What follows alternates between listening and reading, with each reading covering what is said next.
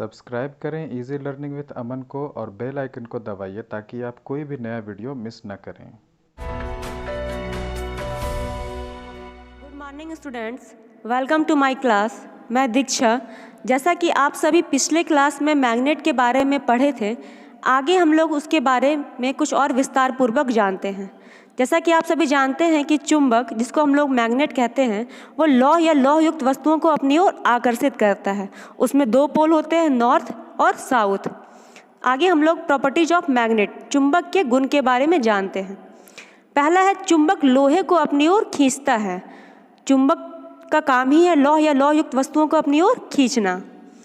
दूसरा है, धातु या अधातु की पहचान करता है। इस गुण के कारण हम धातु को मिश्रण से अलग कर सकते हैं।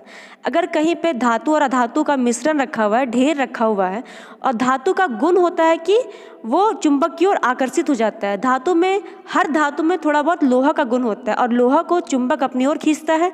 तो उसी प्रकार धातु को भी चुंबक अपनी ओर खींचता है।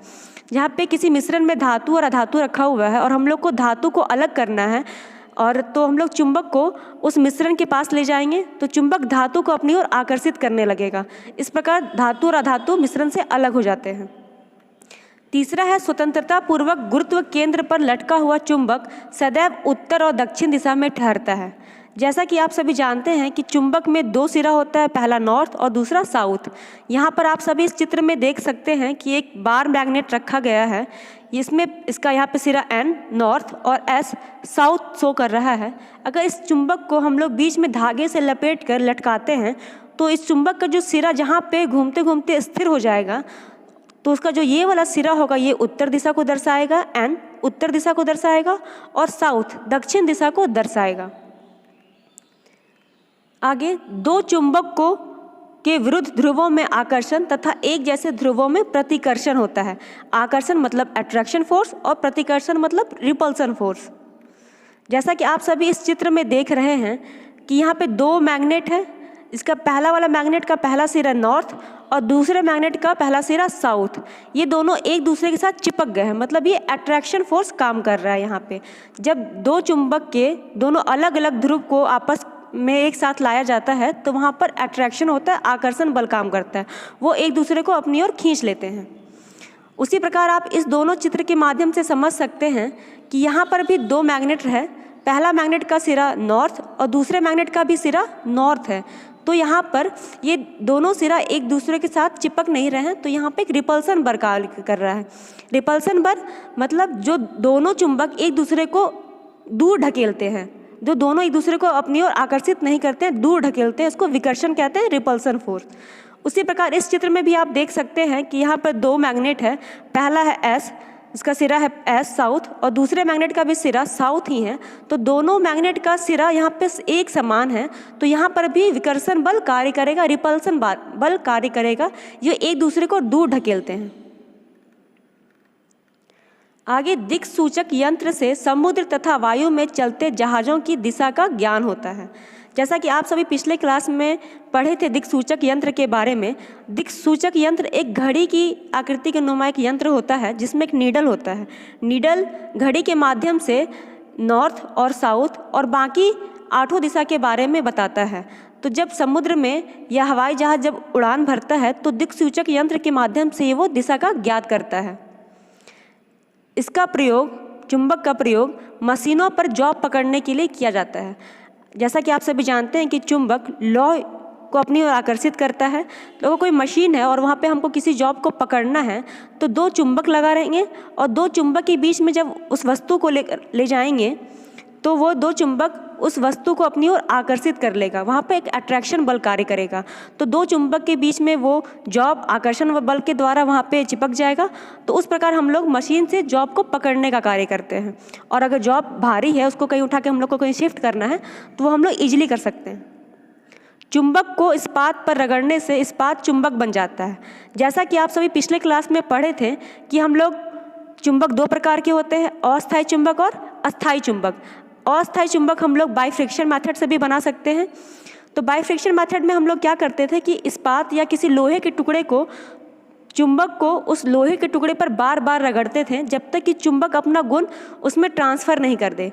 तो उसके कारण वो जो चुंबक अपना गुण जब लोहे में ट्रांसफ़र कर देता था तो उससे अस्थायी चुंबक बनता था, जिसके की शक्ति कम होती थी, जो दूर रखे वस्तुओं को अपनी ओर आकर्षित नहीं कर सकता है। आगे पढ़ते हैं चुंबक की सुरक्षा, सेफ्टी ऑफ मैग्नेट। पहला है, चुंबक को कभी गर्म नहीं करना चाहिए। चुंबक को अगर हम लोग हीट के माध्यम से गर्म कर देते हैं तो वो चुंबक अपना चुंबकीय गुण समाप्त करने लगता है। कई चुंबकों को एक साथ इकट्ठा नहीं करना चाहिए। जैसा कि आप सभी जानते हैं कि चुंबक में दो पोल होता है, नॉर्थ और साउथ, और असमान ध्रुवों के बीच आकर्षण और एक समान ध्रुवों के बीच विकर्षण होता है। तो जब कई चुंबक को हम लोग एक साथ इकट्ठा कर देंगे तो वहाँ पर अट्रैक्शन बल भी लगेगा और वहाँ पर रिपल्सन बल भी लगेगा। तो जब अट्रैक्शन और रिपल्सन बार बार बल कार्य करेगा तो अट्रैक्शन बल इक्वल टू रिपल्सन बल हो जाएगा, तो वो चुंबक अपना चुंबकीय गुण खत्म कर देगा, क्योंकि वहाँ पे जब असमान पोल भी है और एक समान पोल भी है, तो असमान पोल के बीच में अट्रैक्शन बल और असमान पोल के बीच में अट्रैक्शन बल और एक समान पोल के बीच में रिपल्सन बल होगा। तो दोनों बल जब वहाँ पे कार्य करने लगेंगे तो चुंबक अपना चुंबकीय गुण समाप्त कर देता है। आगे, चुंबकों की रक्षा के लिए उन पर कच्चा लोहा लगा देना चाहिए। चुंबक का जहाँ काम नहीं हो रहा है तो वहाँ पे अगर चुंबक को हम लोग ऐसे ही खाली छोड़ देंगे तो वो अपना चुंबकीय गुण छीन करने लगता है, इसलिए उस पर हम लोग कच्चा लोहा लगा देते हैं कि उसका चुंबकीय गुण विद्यमान रहे। चुंबक को किसी वस्तु के साथ टकराना नहीं चाहिए। अगर चुंबक को हम लोग किसी वस्तु से बार बार टकराते हैं, किसी से पीटते हैं या पटकते हैं तो वो चुंबक अपना चुंबकीय गुण खोने लगता है। चुंबकीय शक्ति को नष्ट करना, डीमैग्नेटाइजेशन। किसी स्थान पर चुंबक को हथौड़े से पीटने अथवा बार बार नीचे गिराने पर चुंबकीय शक्ति नष्ट हो जाती है। चुंबक को अगर हम लोग किसी चीज़ से, भारी चीज़ से उसको बार बार पीटते हैं या बार बार पटकते हैं या उसको बार बार नीचे गिराते हैं तो वो चुंबक अपना गुण खोने लगता है। चुंबक से विद्युत धारा गुजारने पर चुंबकीय शक्ति खत्म हो जाती है। किसी चुंबक को हम लोग सप्लाई देते हैं या किसी सप्लाई वाले सर्किट में चुंबक को हम लोग लेके जाके रख देते हैं या उसमें सप्लाई देते हैं तो चुंबकीय शक्ति खत्म हो जाती है। आगे पढ़ते हैं, विद्युत धारा प्रवाहित में चुंबकीय क्षेत्र की दिशा ज्ञात करना, finding direction of magnetic field in flow of electric current.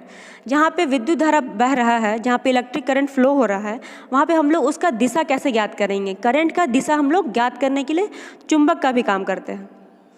किसी चालक में प्रवाहित धारा की दिशा तथा चालक के चारों ओर चुंबकीय क्षेत्र में एक संबंध होता है जिसे निम्नलिखित नियमों द्वारा ज्ञात किया जा सकता है। इलेक्ट्रिक करंट का डायरेक्शन फाइंड करने के लिए हम लोग जो मेथड का यूज करेंगे वो है फ्लेमिंग्स राइट हैंड रूल और दूसरा है मैक्सवेल कॉर्क स्क्रू रूल। जैसा कि आप सभी पहला वाला नियम में देख सकते हैं कि राइट हैंड रूल में यदि अंगूठा तार में बहने वाली धारा की दिशा में रखे हुए मुड़ी हुई उंगलियों धारा के कारण उत्पन्न हुई चुंबकीय दिशा को बताती है। जैसा कि आप सभी इस चित्र में देख सकते हैं कि यहाँ पे एक हाथ है जो कि मुट्ठी के रूप में बंधा हुआ है। तो जब हम लोग चारों उंगली को मुट्ठी के रूप में बांधते हैं तो ये थंब जो बाहर की ओर रहता है वो डायरेक्शन ऑफ करंट बताता है। ये जो थंब होगा, अंगूठा होगा, वो डायरेक्शन ऑफ करंट बताएगा और जो मुट्ठी का जो इंडेक्स फिंगर होगा वो मैग्नेटिक फील्ड शो करेगा और जो मिडिल फिंगर होगा वो डायरेक्शन ऑफ फोर्स शो करेगा कि किस दिशा में बल लग रहा है। यहाँ पे कोई कंडक्टर, ये जो है ब्लू वाला, ये कंडक्टर है, मतलब कोई चालक है, इसको हम लोग रखे हैं तो इसमें कहाँ पे करंट बह रहा है।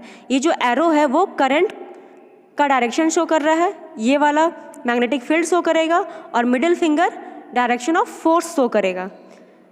राइट हैंड रूल फ्लेमिंग ने दिया था इसलिए इसका नाम फ्लेमिंग्स राइट हैंड रूल पड़ा है। दूसरा है मैक्सवेल कॉर्क स्क्रू रूल। विद्युत धारा तथा चुंबकीय क्षेत्र एक दूसरे से संबंधित होते हैं।